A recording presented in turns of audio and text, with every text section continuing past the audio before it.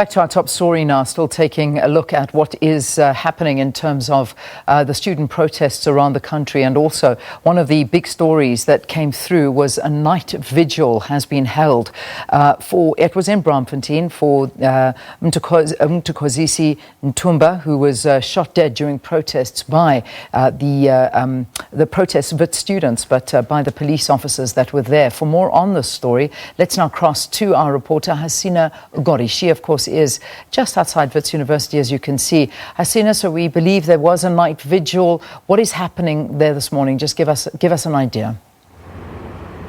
Good morning, Leanne. Yes, last night we saw a night vigil being held in Braamfontein at the spot that Mthokozisi Ntumba, the 35-year-old, took his last breath. We know yesterday that my colleague Crisalda Lewis did visit the family in Kempton Park along with the police minister and top brass police. We got a sense of who Mthokozisi Ntumba was. He's a 35-year-old male who was a public servant working in the city of Tshwane and the human settlement. He was a father of three, the youngest being 1 year of age. This morning, it's still quite calm. And what we've seen over the last few days is that this is the scene that usually happens. It's quite calm earlier on.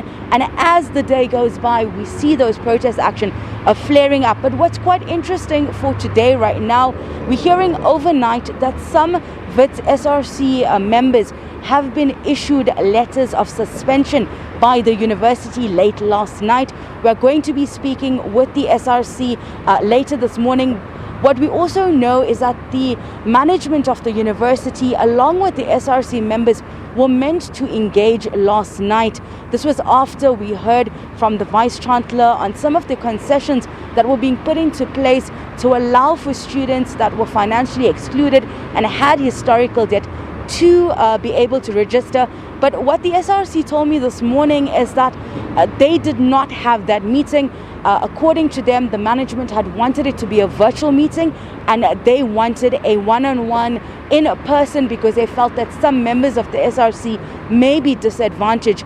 Right now, the situation quite calm. Unlike yesterday, we're seeing very few police officers here. There's no police in Yalas at the moment. Even the protection services from the university, not that many, not even in riot gear, like we saw them lining up yesterday from quite early in the morning. But we're still seeing the university gates, most of them shut, barely access to the university right now. But what we've been told is that protest actions is expected to continue today here at Wits University, but also yesterday we saw other universities in the area joining in. The University of Johannesburg, the Auckland Block campus also took to the streets late in the afternoon, saying that the issue of financial exclusion, of people not being registered as well, is not just an issue specifically to Wits University, and also an issue that they are going through. So we're going to see a lot of protests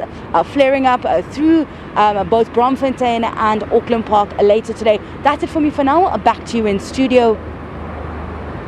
All right, Hasina, thanks very, very much. We'll definitely get another update from you a bit later on in the program. All right.